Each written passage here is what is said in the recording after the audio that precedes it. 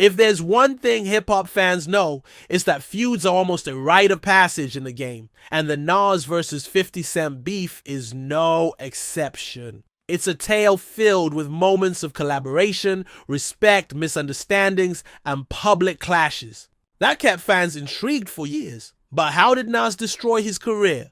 Here is 50 Cent explaining what really happened. Y'all tell each other, I ain't fucking with you right now. Get away from me. Right. You go to the back of the bus, you stay at the front of the bus, whatever. You know you're upset. You know you're uptight, but you just stay away from me. Y'all stay away from each other, right? Because if y'all have the fight, y'all both getting the fuck out of here. Y'all going home. And the reason why I was saying this is I can't bring new people on when the foundation that I had is fighting each other. And I had experience one time, Nas was the nigga.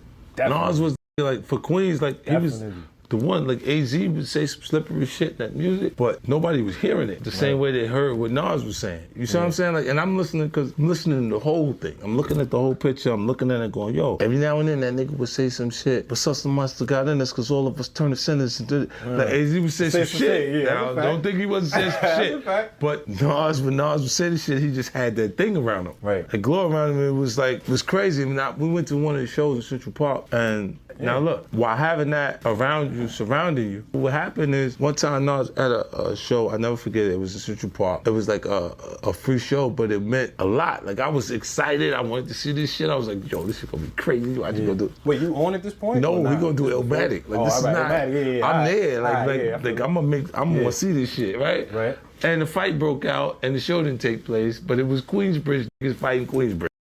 Well, you've heard that.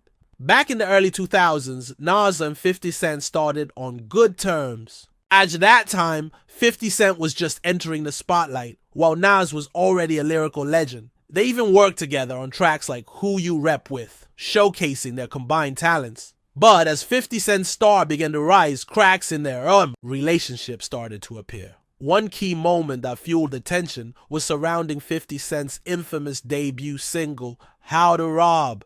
This track humorously detailed scenarios of robbing fellow artists and sparked reactions from all corners of the industry. While the song was an attempt to gain attention, Nas reportedly didn't fully support 50 during this period. This perceived lack of backing left 50 feeling slighted, and their relationship began to shift. Fast forward a few years as both artists cemented their statuses in the rap world. 50 Cent became a mogul with hits, business ventures, and massive influence. Nas continued to solidify his place as one of hip-hop's greatest poets. Yet public statements and subtle jabs added fuel to the fire. Diss tracks and interviews showcased the tension between the two, with 50 Cent's bold and direct style often clashing with Nas's introspective and poetic approach. But here's the twist in this hip-hop saga. They eventually buried the hatchet.